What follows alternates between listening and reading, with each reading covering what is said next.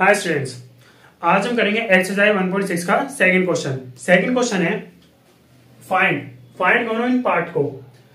देखो फाइंड का मतलब है कि इन नंबर को फाइंड करो। जैसे 9 to the power 3/2 को फाइंड करो कि क्या होगा। जैसे कि अगर हमसे कहता कि 2 to the power 2 फाइंड करो क्या होगा 4, या फिर हमसे कहता 2 to the power 3 फाइंड करो कितना होगा भाई 8। ऐसे ही हमसे इस क्वेश्चन में पूछा गया है कि 9 to the power 3/2 फाइंड करो कितना होगा। जैसे 2 to the power 4 होता है, 2 to the power 3 कितना होता है 8 होता है। ऐसे 9 to the power 32 कितना होगा फाइंड आउट करो। तो चलिए करते हैं फाइंड आउट। कैसे फाइंड आउट करेंगे इसे हम।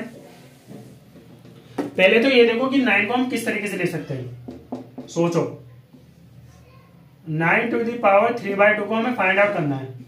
पहले ये सोचो कि 9 को हम किस तरीके से लिख सकते हैं। हमें पता है 3 का होल स्क्वायर कितना होता है 9, यानी कि 9 को हम इस तरीके से लिख सकते हैं।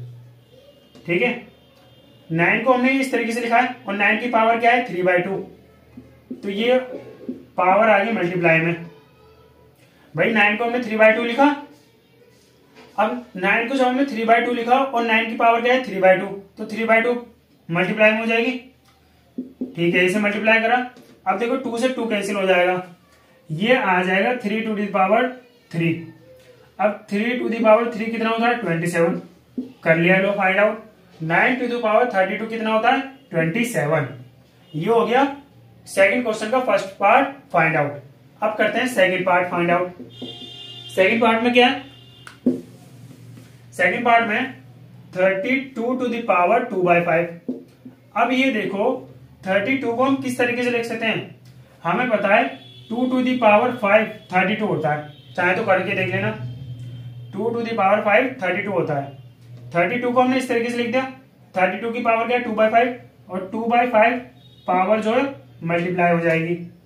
5 से 5 जाएगा, बचेगा क्या 2 to the power 2। 2 to the power 2 क्या होता है 4। 2 to the power 2 क्या होता है 4। तो सेकंड पार्ट यानी कि 32 to the power 2/5 कितना होता है 4। कितना होता है 4। तो ये हो गया सेकंड क्वेश्चन का सेकंड पार्ट फाइंड आउट। अब करते हैं थर्ड पार्ट को फाइंड आउट। थर्ड पार्ट है 16 की पावर 3/4। 16 की पावर 3/4। अब ये देखो हम 16 को किस तरीके से लिख सकते हैं। हमें पता है 2 to the power 4 16 होता है, यानी कि 16 को हम 2 to the power 4 लिख सकते हैं। ये 16 को लिखा है हमने 2 to the power 4, और 16 की पावर क्या है 3/4, तो पावर मल्टीप्लाई हो जाएगी। 4 से 4 जाएगा, कितना आएगा 2 to the power 3, और 2 to the power 3 कितना होता है 8, यानी कि 16 की पावर 3/4 कितना है 8। तो ये हो चुका है क्वेश्चन नंबर सेकंड का थर्ड पार्ट। अब चलते हैं फोर्थ पार्ट पर। फोर्थ पार्ट है 125 to the power -1/3। देखो माइनस से घबराओ मत, बस माइनस ही तो है भाई, क्या घबराने से, माइनस ही तो है, कोई बात नहीं। अब इसमें ये देखो कि 125 को हम किस तरीके से लिख सकते हैं। हमें पता है 5 to the power 3, यानी कि 5 का क्यूब 125 होता है, यानी कि 125 को हमने इस तरीके से लिख दिया, और 125 की पावर क्या है -1/3 मल्टीप्लाई हो जाएगी। 3 से 3 जाएगा, 5 की पावर क्या आ जाएगी -1। और हमें यह पता है किसी भी नंबर के ऊपर अगर माइनस लगा हुआ होता है, किसी भी नंबर की पावर अगर -1 होती है तो वो नीचे जाके प्लस हो जाती है, यानी कि ये आएगा 1/5।